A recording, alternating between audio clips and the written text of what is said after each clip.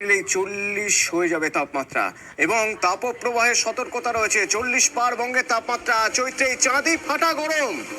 কাল থেকে তাপপ্রবাহ হতে পারে, লু বইবে। পশ্চিমের জেলায় সতর্কবার্তা রয়েছে এবং দক্ষিণে বৃষ্টির কোনো সম্ভাবনা নেই, বরং গরম বাড়বে, আর্দ্রতাজনিত অস্বস্তি বাড়বে।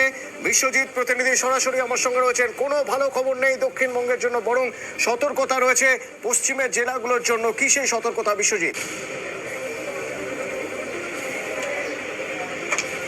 একদমই পশ্চিমের 5 জেলার জন্য অন্তত হিট ওয়েভের সতর্কতা অর্থাৎ তাপপ্রবাহের সতর্কবার্তা রয়েছে।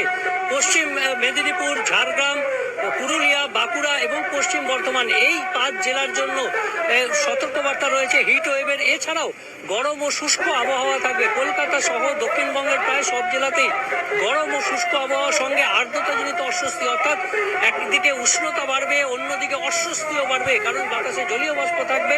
আর তার ফলে একেবারে চৈত্রের দাবদাহ যাকে বলে, আগামী 4-5 দিন অন্তত এই আবহাওয়া। বৃষ্টির কোনো সম্ভাবনা নেই। উত্তরবঙ্গে ছিটেফোঁটা বৃষ্টি হলেও দক্ষিণবঙ্গে এই মুহূর্তে বৃষ্টির কোনো সম্ভাবনা নেই।